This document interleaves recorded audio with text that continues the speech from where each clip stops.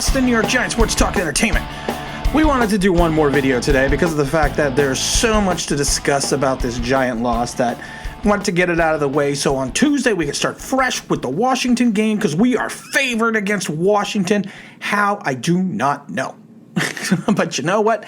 I will take it. I will take anything I can get right now. But you know what? I am not going to take a moral victory. And I'm tired of seeing all this about moral victories and how the refs screwed us and all this. The refs did not screw the Giants. You know what the problem is? Bad teams complain that the refs screw them. They always do. You want to know why? Because they're bad. And they don't look at the entire picture.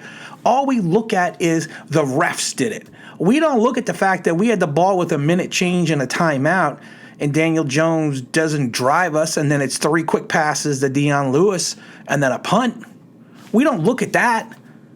We're not looking at that. We're looking at the refs screwed us. The refs didn't screw us, guys. We screwed ourselves. You know what? And it's one of those things where we did our best. And it reminds me of The Rock, the movie The Rock with Sean Connery. You know, when he sits there and he tells Nicolas Cage that, basically losers, they try their best. Winners go home and fuck the prom queen. Well, you know what? We tried our best. And I should have did that as Maximus Decimus Meridius, because that's my only voice I have. So you know what? We can't complain about the refs. We need to complain about what we didn't do and what we didn't accomplish.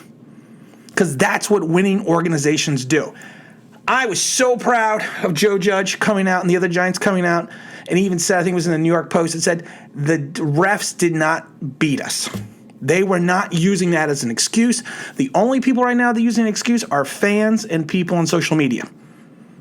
So we need to get away from that narrative. We need to start thinking about winners and building a winning mentality. That being said, let's do a little housekeeping here.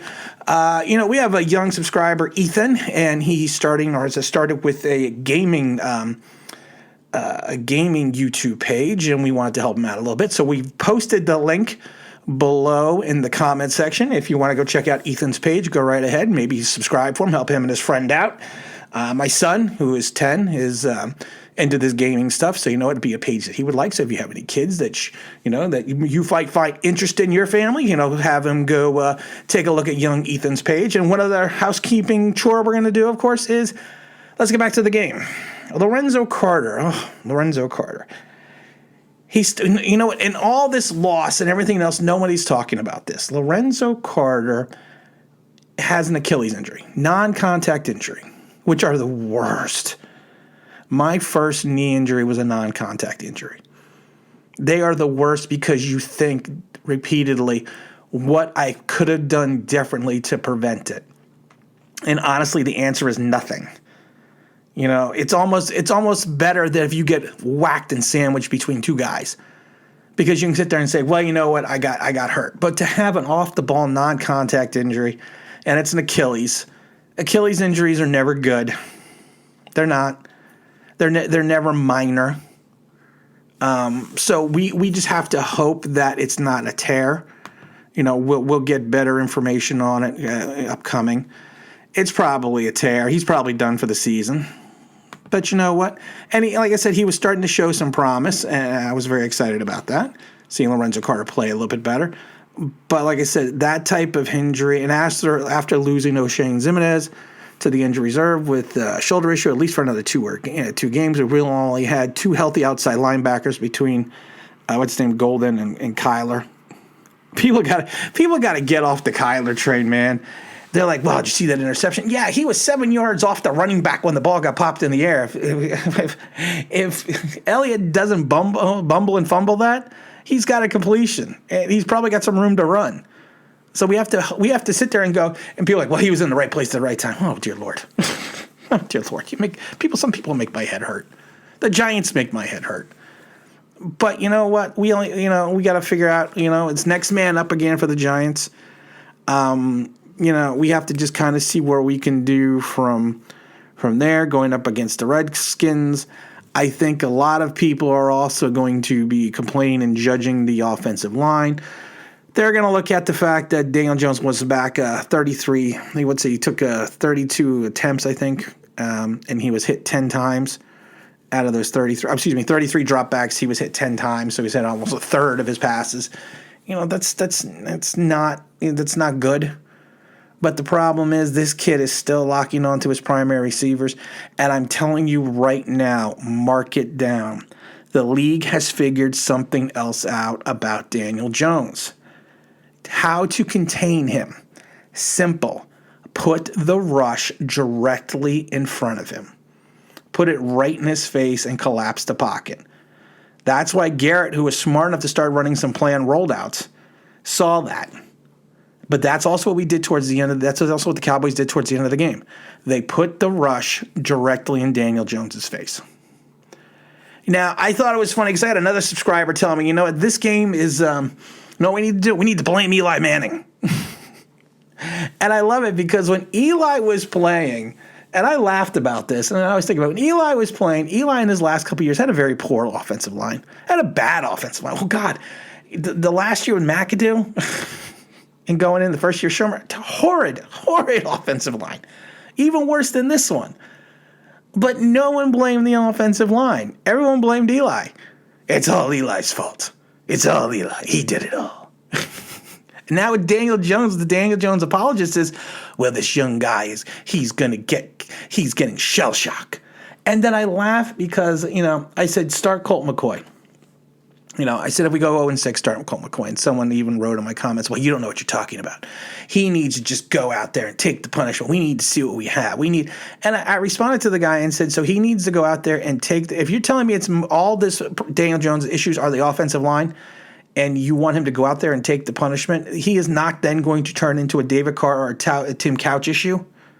So that's really what you want to do then? If you're thinking that all of the woes of Daniel Jones is on the offensive line? Daniel Jones at times looks scared. He does not have the same confidence and swagger that he had when he had Eli backing him up. So maybe it is Eli's fault. Damn it, Eli, you fucking retired. What were you thinking? You should have just been his backup, his caddy. I blame Eli Manning for all this. Blame Eli. Trade him. Oh, wait, he already retired. But he does not have the same swagger Daniel Jones. That's all there is to it. And he went up against a horrid Dallas defense. Dallas's defense is probably one of the worst defenses right now that I've seen in 20-something years. They're bad. They're not a little bit bad. They're a lot bit bad. And to the fact that we had to sit here and have people say, well, Daniel Jones had issues with the rush. Daniel Jones also had open guys that he missed entirely. And that's my son asking me a question because he is doing virtual learning. And we did answer that question. We had to pause for a minute. And like I said, Daniel Jones had open guys that he missed entirely. And it wasn't a collapse in the pocket. He just missed. He does not have the same, people are always saying, well, he was very accurate last year. No, he wasn't. He was good. He was accurate for a rookie. He had games where he had multiple completions. He also had bad games. But he wasn't as non-accurate as he is now. Now he's at times he lost his accuracy. And I think that's going to be a quagmire wrapped in a riddle right now for Daniel Jones, because we need to figure out if Daniel Jones is our quarterback. When Daniel Jones got the ball with a minute change left and one timeout, I will tell you, I sat there and I said to myself, you know what? I have zero confidence right now. Eli would get the ball in his prime, even his second year. I had this feeling with Eli, we were going to win. I don't know why. And of course, he had like 40-something comeback wins or whatever it is. But he had this feeling with Eli. Same with Phil Simms. 86, 4th and 17 against Minnesota. Drops it right over to Bobby Johnson. You had a feeling certain times with quarterbacks that you're in a situation you're just going to win. I saw Daniel Jones trot out into that field, and I will tell you, as a Giant fan, I did not feel like this was a win. Didn't feel like it. He did not fill me with that confidence that he was going to turn around and bring this bring this home for the team. And like I said in my previous video, as soon as we got punted the ball, I told my wife, this is over. We're done. They're going to drive down. Because, for all the warts that the Dallas defense has, even with the red rifle, the offense is still good. Lamb, man. I laugh because I did a video way before the draft about the players that I liked. And Lamb, Andrew Thomas, and I can't remember who the third one was. But Lamb was a guy that I wanted. I thought he was a little bit more pro-polished than the other receivers. And you could see that. I will tell you this, I was extremely happy to see Evan Ingram get involved in the offense. He needs to be involved. He needs to figure out how to drop the ball, and he needs to find out how to get open because he has the speed and the ability to be a game breaker. Darius Slayton, I'm not overly excited right now that he had a good game. He had a good game against Dallas.